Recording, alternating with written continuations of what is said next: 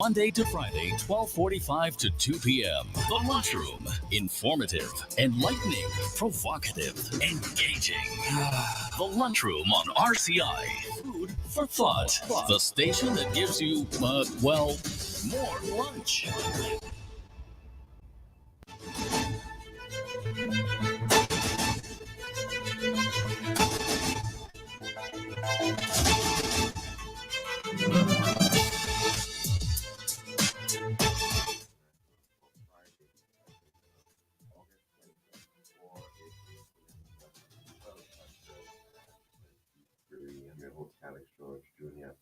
Now, and of course, in addition to 101.1 FM radio, you can also get us at our website, rcisaintlucia.com. We're also streaming live on Facebook. Just search for the official page of Radio Caribbean International. And please be sure to like and share that as well with your friends and family. And of course, streaming live on our website, as I mentioned, rcisaintlucia.com. And of course, if you want to tell us what's on your plate today, the number to do so is 452-3046. Again, 452-3046. Our WhatsApp number, it is 724-0008. Again, 724-0008. You can message in or call in on that number. Now, look at history. A bit of history that for the day. Well, back in the year 216 BC, on this day, the Second Punic War saw the Battle of Cannae, which was a Carthaginian army led by Hannibal, defeating a numerically superior Roman army under the command of consuls Lucius Aemilius Paulus and Gaius Terentius Varro. In the year 1766, on this day, the formal signing of the United States Declaration of Independence was done by 56 people. 1790, on this day, the first U.S. census was conducted. And the population of the United States at that point was 3,929,214 individuals, including 697,624 enslaved individuals. 1858, on this day, the government of India transferred from the East India Company to the British Crown. In 2018, on this day, Apple became the first American publicly listed company to reach $1 trillion in value. And in 2022, on this day, U.S. House Speaker Nancy Pelosi was the first Speaker of the House to visit Taiwan in 25 years. And that prompted condemnation from the People's Republic of China and the CCP, Chinese Communist Party. We now move on to our dish of the day.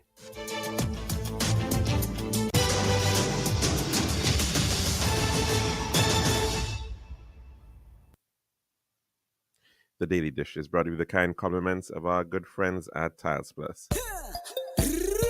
One tiles for your home, I see. Bathroom, kitchen, pantry. Need tiles for your balcony. Come down to Tiles Plus, satisfaction guarantee. Tiles Plus, Tiles Plus, Tiles Plus. Big tiles with unbeatable cost. Customer service, A+. Need all kind of tiles. Come down to Tiles Plus. We also got gasware and vanity. Books, doors, you'll see. Come down to my nobody. We got the best tiles on island. Trust me. We are located Land Street in Castries, Bosses Bruziles, and Flag Street in Beaufort. Telephone number 453-7939. Tiles Plus. Serving now, the Daily Dish. And welcome back to our program for today. And of course, we are back on air after a holiday, Emancipation Day yesterday, and we do hope that you had a good one. That was, of course, characterized by a celebration down or commemoration down in the town of Soufrière. And that, of course, involved some speeches as well as a number of dramatizations and events which were occurring at the Soufrière Mini Stadium. And so, of course, we do hope that you did have a very blessed day. and of course it was also a time for marking a reenactment of sorts of what was dubbed the uprising of Rabo, and we speak about that maybe a little later on in the program. But of course, today we've moved on to Olympics watch, and that, of course, is looking at the track at Stade de France and what is happening there, in particular with our very own Julian Alfred. She is participating, of course, and just participated in the heats early this morning at St. Lucia time, and came out quite commendably, putting herself into a very, very, very good standing, participating in heat number 2. And in fact, of the individuals in that heat, the 9 in that heat, she came in number 1 with a time of 10.950 seconds. There were, well, of course, that means basically that she is going to be placed into a semi-final, and it is going to be happening this tomorrow. In fact, tomorrow afternoon, I think at about 1:50, is it? And it is certainly going to be quite a semi-final from all indications, because within that semi-final number 2, she is in with the likes of Sha'Carri Richardson, who is perhaps currently the fastest right now for the year. And she is also with Jamaican Shelly-Ann Fraser-Price, who is participating in that women's 100-meter semifinal. Also in that mix, include people like Gina Bass-Biteye, Rosemary Chukwuma from Nigeria, Bree Masters representing Australia, I believe, Patricia van der Werken from the Netherlands, and Gladimar Torres, I think representing, is it Puerto Rico there? Also, of course, Imani Lansiko representing Great Britain. And Imani happens to also be of St. Lucian descent. Her father, Richard Lansiko, is in fact was born in St. Lucia, and he was the one who inspired that journey for Imani, getting her interested in athletics and track, and being that influence for her. And so certainly, in some respects, in that semifinals, there will be 2 people of St. Lucian heritage running tomorrow afternoon.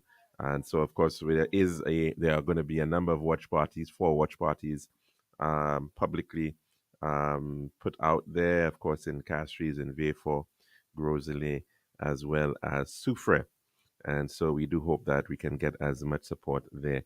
Now, I did want to touch in with Reds Pereira, and I think we're going to try to get him on air to look at that outcome of what has occurred with respect to the women's 100, and of course, she's also going to be participating in the 200 meters as well.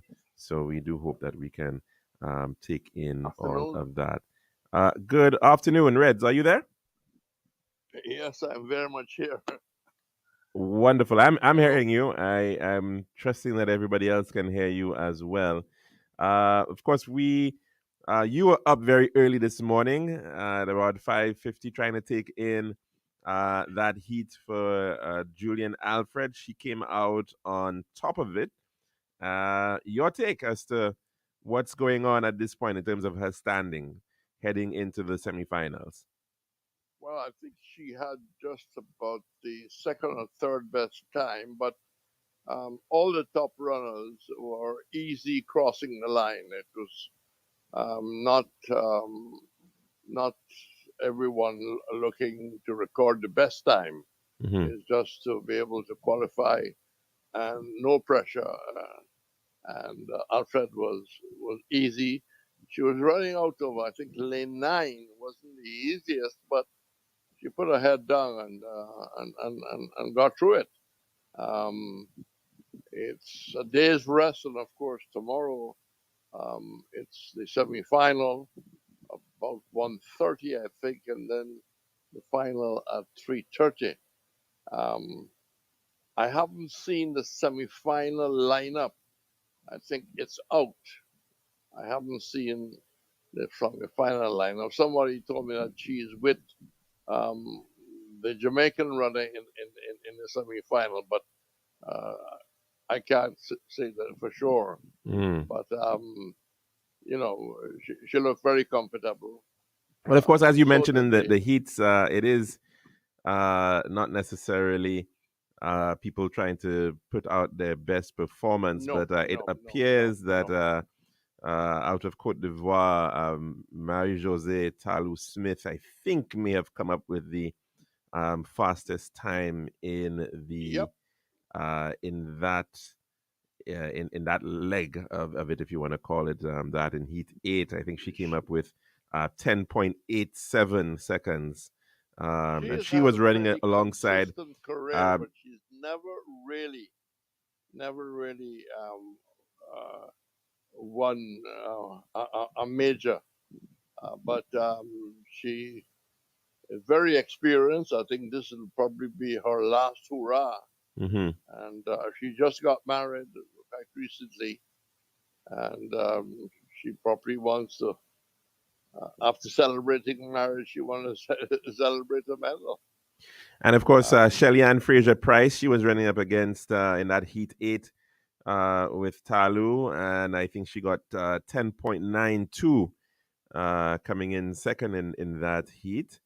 But yeah, certainly one of the fastest times, 10.95 from Julian there, puts her into a pretty good placement. I think it was also a 10.95 from Audrey Leduc out of Canada, and also out of Great Britain, I think a 10.92, interestingly enough, from Daryl Nater. And so some really good. She looked very impressive too. Yeah. But everybody more or less running well with them themselves. Now, just to go back to the semi-final, I'm told that Fraser and Alfred is in the semi-final. That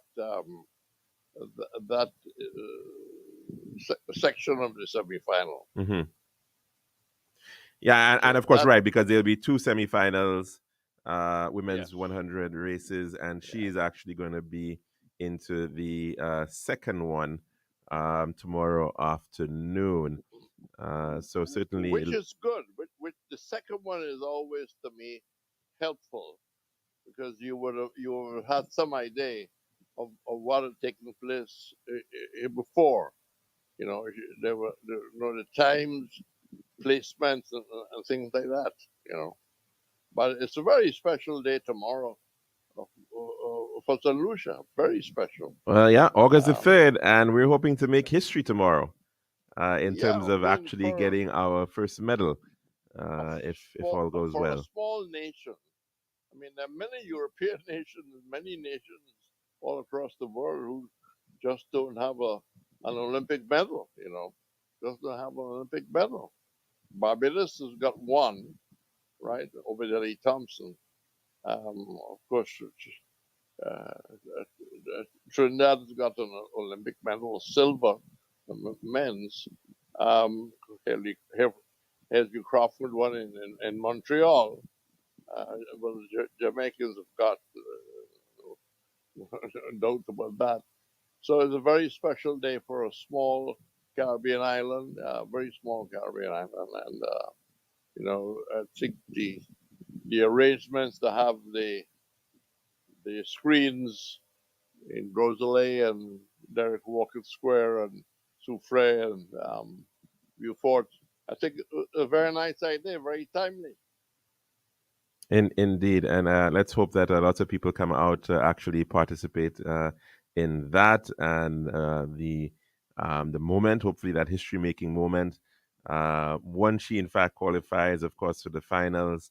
I mean, lots of people were concerned about that semifinal that she's in. She's going up against Shakari and Shellyan. Your take on Well, that? that's the tougher of the two semifinals. Yep. That's the tougher of the two semifinals. Um, but you know, she Well, I think is she it can three rise to the semifinals? Is it? occasion. I think She they're can rise to the occasion. right. Well, we do certainly hope so because it's, of course, I from what I recall, of the three semifinals, the top two will go through, and then the Fastest subsequent loser. two fastest times after that Yeah. will also qualify. So you pretty much have to be within the top three, and even of the top three, one of those, the third place person, is going to end up getting dropped out. I believe. So But it's just looking on beyond, you know, a medal, really should be a great motivating factor for sport in St. Lucia. It should, drive athletic clubs to be more organized, to work harder. Facilities are, always important. The rehabilitation of the George Odlum stadium is a factor.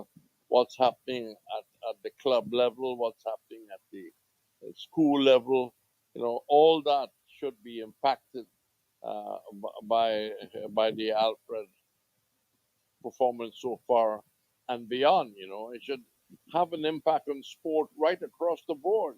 mm, Let's work hard. If we work hard, have the facilities, which is important.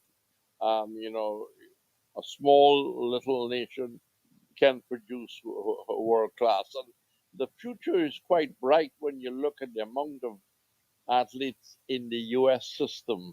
There's potential for a 4x1 and a 4x4, both male and female. all right. When we Okay. look towards Pan Am Games and Commonwealth Games and NACA Games, Hmm. it's maybe the start of something very, very special. And I hope its impact on basketball, its impact on football, the gambit of, of sport in St. Lucia.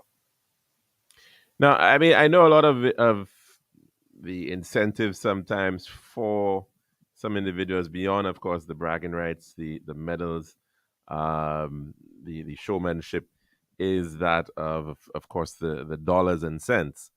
And there has been this argument that participants of the Olympics are nowhere near in terms of the amounts being raised in so many other sports like football and in basketball and others, certainly. Your take on that? And also, do you believe perhaps, I mean, I know a lot of countries actually have stated amounts that are given to their citizens, in fact, who win Olympic medals. Some countries have nothing at all. For instance, I think Norway and Sweden and New Zealand, they don't give anything to their athletes. Whereas, like, even in the United States of America, if a bronze medal, you get $15,000 US, silver is 22,500, and gold is 37,500. Works out to be roughly about, I guess, 100,000 EC dollars if you win a gold medal in the United States of America. Do you think it's time, perhaps, that we may even want to put that out there, that this is in fact the expected amount that one should um, receive or gain if in fact you win a medal? Some countries have very, very attractive prizes. Well, the bigger countries could certainly afford it much more to take that kind of initiative. Um, the point you made about athletics being maybe it's a world sport, but uh, I wouldn't want to say poorly paid, but not receiving the kind of money that some of the top sports that you mentioned. but there is a limit to what a small society could do. There's a limit to what a small society could do, and it's it's a discussion which will probably sort of go on. What happens after the Olympics is an opportunity for the athletes to make some money, especially if you are flashing an Olympic medal. You get invitations left, right, and center. Well, of course, certainly, yes, yes. But I think that, of course, with small countries, the prizes seem to be even higher. I mean, I'm looking, for instance, like with Singapore and Hong Kong, they seem to have some of the highest prizes for their winners. And of course, in a case where in the Caribbean, we have so few medals at all being had, and maybe once uh, every 10 year 8 well sorry 12 years, or maybe even 20 years, you may get a medal in one of these islands coming through, barring of course Jamaica. The Grenadians within the OECF family has really led the way with it. Ronnie Joseph and the Victor brothers, etc. But it probably says that St. Lucia needs to maybe concentrate on building up in certain areas. And Terry Fenicier was making the point to me in a discussion program that is disappointing that St. Lucia's had 3 world-class high jumpers, and maybe not enough has been done uh, to maintain maintain St. Lucia's Mm, success. And he was giving an example that a scholarship is available for a high jumper, and somebody from some part of Africa is competing with a St. Lucian simply because St. Lucia's had that success. The record speaks for itself. hmm It would likely that the solution will get it. So I think it was a solid point by Terry that I think we need to go back and see how we can recapture the past past kind of brilliance that St. Lucia's had in the high jump, and same for the pole vault. We had Johnson right, doing well, and there has been an effort to try and get the pole vault going, but it's just got to be amplified. indeed, indeed. Well, Reds, we'll be watching tomorrow. I'm not sure where you will be, but I hope you, of course, will be Well, around. unfortunately, I have a commitment to a cricket event at the Darren Sami within the Sandals um, 3 hotels competing against each other. Ah, But okay. I will definitely try and do my best to be able to see it, or at least be able to come home and try and see if I can find some kind of means of putting it together. Just let me mention to you that the West Indies team has just been named for the test match against South South Africa. Africa, the Queen's Park Oval. Ah, okay. Um, all the players from England are there. Um, they have rested Azari Joseph, who had a pretty disappointing, 10 wickets at 45. He has been rested. Um, they have brought in Carty, who is expected to take Mackenzie's place. Brian Charles is expected to get his cap, a young Trinidad spinner who's been around, himself and Moti, likely to be the spinners. They have brought back Graves, who did well in Australia, along with Holder. Um, De Silva is the vice captain to Braffett. Um, uh, Warwican, left arm spinner, has also been brought in.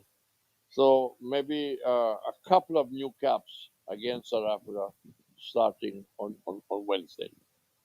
All right. Well, thanks very much for that update, Reds. And of course, we do have lots of cricket to look forward to in the coming weeks, weeks and months ahead. So, CPL England coming, etc. exactly. Right. Thanks very much for that. And of course, we have a great weekend. Have a good one. And of course, that was Dr. Joseph Reds Pereira, well-known sports commentator around the world. And we, of course, are thankful for him giving his thoughts on air. And we're due, of course, for our weather report. So we'll take that in. That's our dish of the day. This has been The Daily Dish.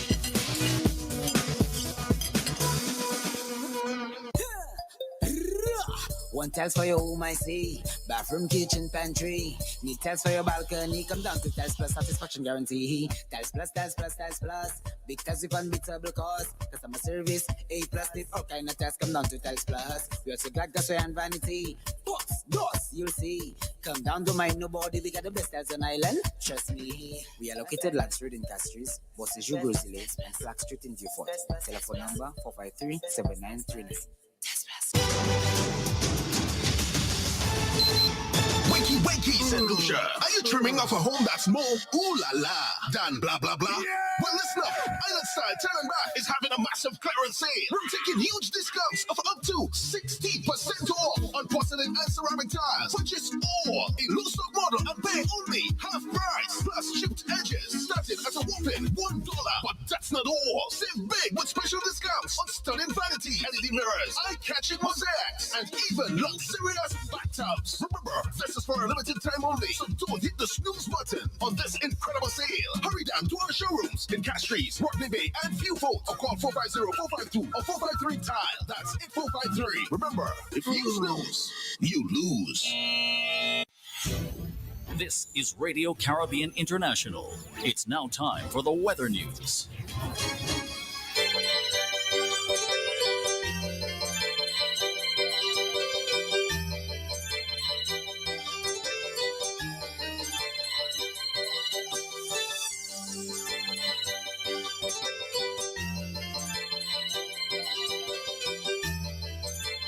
And that's all, of course, on the 1.1. It's now time for your weather report as of 12 noon today, presented by Island Style Talent Bath. The forecast for St. Lucia Valley for the next 24 hours. Winds will be blowing. Winds will be blowing from between the east, northeast, and east near 15 miles per hour or 24 kilometers per hour. The weather partly cloudy skies becoming cloudy at times with some scattered showers, mainly during the afternoon. The forecast for Los Angeles is partly cloudy to cloudy with scattered showers and a chance of isolated thunderstorms over the Leeward and Northern Windward Islands. For the south, fair skies becoming cloudy at times with a few brief showers. And the tropical weather outlook, weak unstable conditions will continue to cause unsettled weather, mainly over the northern half of the region during the next 24 hours. The Atlantic high pressure system will generate light to moderate easterly winds over the eastern Caribbean region during the next few days. A tropical wave located over the central tropical Atlantic is moving westward near 12 miles per hour or 19 kilometers per hour. And this was your weather report as of 12 noon today, presented by Island Style Talent Bath. This has been RCI's Weather News. For more information, call the Weather Hotline at 454-3452. RCI 101 number 1. Wakey, St. Lucia. Are you dreaming of a home that's more ooh la la than blah blah blah? Yeah. Well, listen up. Island Style Talent Bath is having a massive clearance sale. We're taking huge discounts of up to 60% off on porcelain and ceramic tiles. Purchase all a low stock model and pay only half price plus chipped edges, starting at a whopping $1. But that's not all. Save big with special discounts on stunning vanity, LED mirrors, eye-catching mosaics, and even luxurious bathtubs. Remember, this is for a limited time only, so don't hit the snooze button on this incredible sale. Hurry down to our showrooms in Castries, Rodney Bay, and Beaufort, or call 450-452 or 453-TILE. That's 8453. Remember, if you snooze, you lose.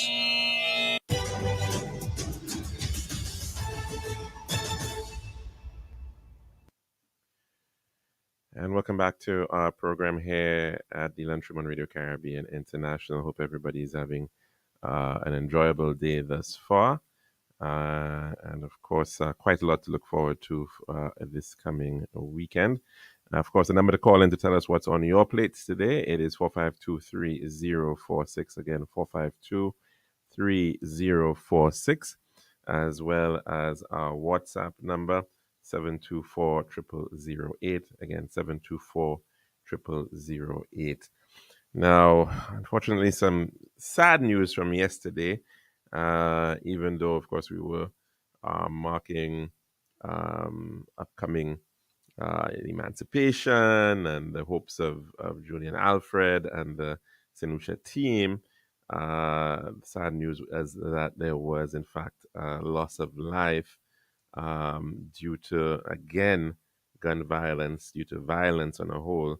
And this time, the loss of a very innocent life, just 13 years old, being shot at his home, believe it or not, at Blanchard Dairy. So, still lots of unclear details as to precisely what transpired, but what we certainly do know is that this young boy was a student of the VA4 Comprehensive Secondary School, and apparently he ended up being shot in the head by individuals who, in fact, broke into his home. And eventually he succumbed to his injuries at the St. Jude Hospital. This unfortunately brings us to, for the year, a total homicide count of about 49. And as you can well appreciate, it is far, far too high at this point in time. And of course, we do not want to be continuing along that rate, which would mean we would probably be looking at, again, a situation of over 80 homicides for the year 2024. It is very unfortunate what we're seeing. And of course, this time it's coming in a community, a rural community in St. Lucia, where you don't generally hear very much in terms of issues of gun violence. And so here you have yet another unfortunate situation. And this time, such a young life being lost just at the age of 13, just about starting off his schooling at secondary school. And it really, really, really must be immensely heart-wrenching for his parents, for his family, for his friends, for his classmates, to believe that you could be in one day, you go off on holiday, or you leave school, and then you're expecting to come back to a class of friends, and to hear that your classmate may be gone, to hear that a person in your school who you're interacting with is just simply gone and is not coming back, is a very, very difficult thing for young people to be able to be faced with at such an early age. And unfortunately, this is what a number of our young people are having to be able to deal with. And in this instance, they may be hearing about incidents of crime, and in many instances, it may very well be relatives. But in a situation like this, where a classmate is being lost, is certainly, no doubt, tremendously heart wrenching. And so we definitely want to send out our condolences to the Trixie family, I believe it is, or Trixie family, at the loss of their son, their loved one, their relative, and of course at a really, really difficult time to be having to deal with such a matter at a time when perhaps he too could have been looking to become an Olympic athlete, to become whatever his dreams and aspirations may have been, and to now find out that that is in fact no more, is really, really wrenching and unfortunate situation that we can find ourselves with. The state of crime and you wonder about the state of mind of the perpetrators of these crimes. I mean, what exactly are they thinking? What exactly could their motivations be beyond pure rage, beyond senseless rage, beyond hate? I mean, there is really no justification for what we are seeing in these types of acts at this point in time. And let's face it, these things are not happening in a sort of a fit of rage. They quite often are clearly premeditated, they're planned, they require people to go through a process of planning through to these acts. And unfortunately, we are seeing this happen over and over and over. These are, in many instances, yes, maybe reprisals, which we are aware of, and we hear about these things. But then it clearly means that somebody is going around doing these things, and in many instances, perhaps these individuals are even being hired to undertake these types of criminal acts. And it therefore begs the question that when people have seeming to be no regard for life, that they seem to feel that it is pretty fine for them to be engaging in these kinds of acts. It really, really places us as a society in a very, very troubling position, knowing that there are people capable of undertaking and carrying out these types of premeditated, uh, calculated acts. And I think we really do have to begin thinking about, if we do know these individuals out there and we know who they are, the question is what steps are we taking about those things if we in fact know these individuals? And unfortunately, in many instances, that exists, that people actually are aware of who is in fact committing those crimes. And perhaps we believe that's none of our business. It is effectively our business. It's happening in our neighborhoods. It's happening. It may not necessarily happen to us today or our families today, but it is clearly, clearly a situation that we have to be thinking about. And it will only take, it has to take the society as a whole to begin intervening. And intervening is not an easy thing, because lots of people feel, well, if you intervene, if there's intervention, it may lead to actions against you. And of course, nobody wants to see that happen. It's a situation where a lot of people are fearful of that, right? And it therefore means that um, ensuring that there are means by which people can actually provide information safely and confidentially is really, really important. Now, I know there have been steps exactly to be able to achieve that through the various Crime Stoppers programs, and but I think that is something that we really do need to begin pushing a lot more, and to let people know that they are part of the solution.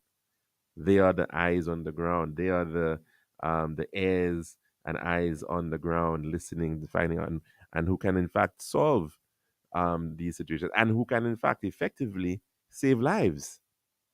Because seems to be in a point where we are going over and over and over and over and over, year after year after year after year. And the question is, when are we going to see that change in direction, that change in trajectory? What it's going to take to do that? It effectively will mean that we have to be able to ensure that individuals who are taking these actions should not believe that there are no consequences to those actions. And many of them believe that there are no consequences. And because if people believe that there are no consequences as well, that somebody will not be brought to justice, that leads to the other part of the problem, that then people want to become uh, executioners in their own right, which adds to the mayhem that we are dealing with here. So clearly, we really, really do have to have a serious look at the state of play and how we can, in fact, prevent crime, how we can prevent rage, how we can prevent this pointless back and forth, which we are, in fact, witnessing right here in St. Lucia. Now, of course, as I mentioned, the number to call in is 452-3046. Let's go to the phone lines at this time. Good afternoon and welcome to the program. What's on your plate today? Hi, caller. How are you doing? Sorry, I didn't get that. Green figs and saltfish. Okay, well, I mean, it's a Friday. That's a good thing to be having, yes. Sorry, he's turning 14 years old today, you say? Wow. Yes, I heard so.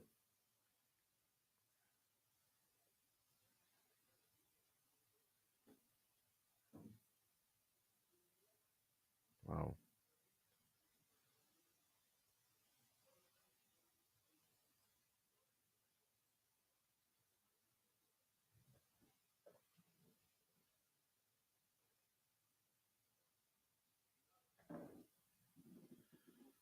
Oh, yes, yes, yes, yes. Very.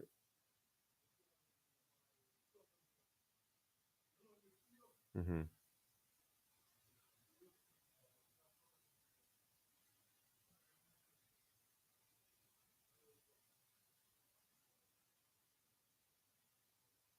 mm-hmm,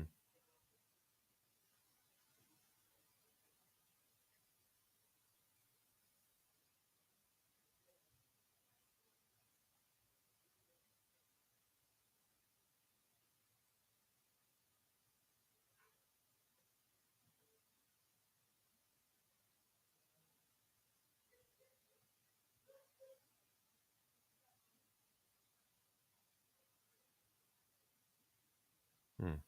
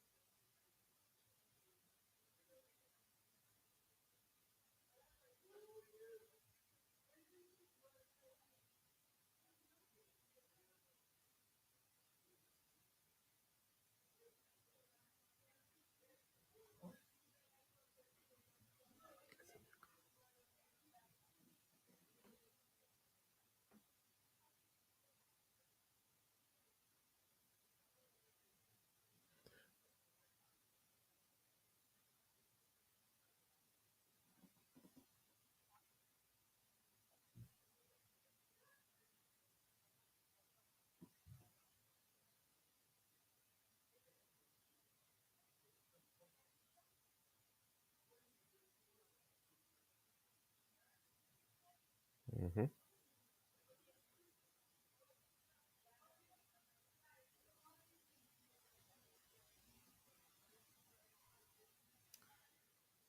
Th-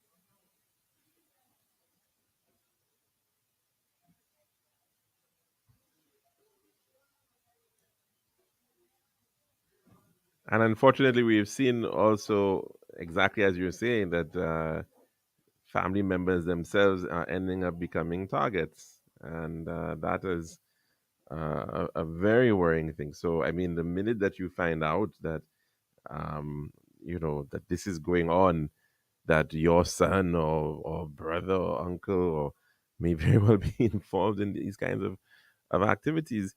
Yes, you want to be to make an immediate intervention, but clearly this person did not just wake up and just automatically become a murderer, or they were exactly, and you should be seeing.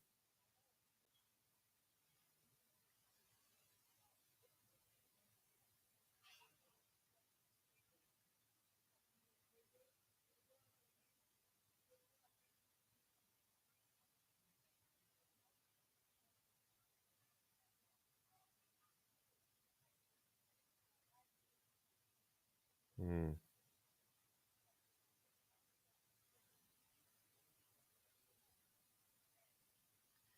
yeah, yeah, we definitely have to, and again, caller, we're saying these things, but then I think this is where I strongly believe that community relations, community policing, not just a police, of course, but even at the point of educating people about crime and how crime works. They need to understand. They need to see, because some people don't know how to react, in these types of situations.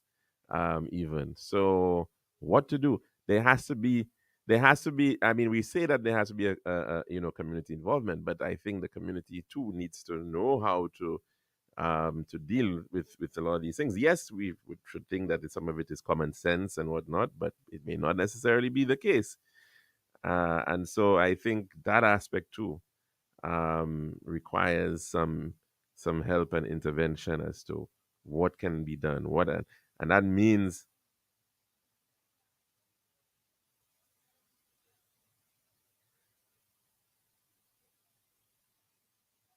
yeah.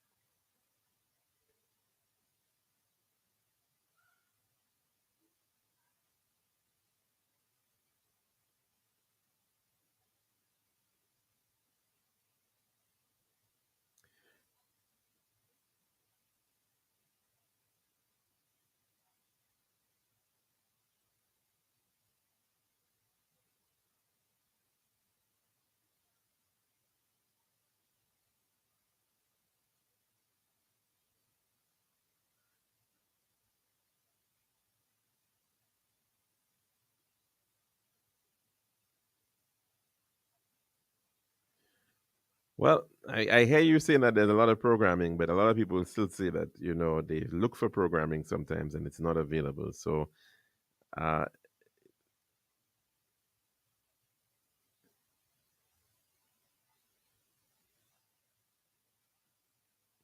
maybe that too.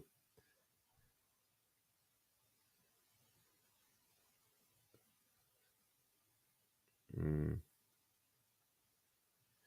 All right, caller, we'll have to leave it there for today, and we do hope that you have a good one. And of course, we're going to have to come to an end today at this point. We'll be back again, God willing, next week, Monday, and hopefully, we will be in a very good mood, hopefully, with some history being made over the weekend. So look out for that. I'm your host, Alex George Jr., saying goodbye.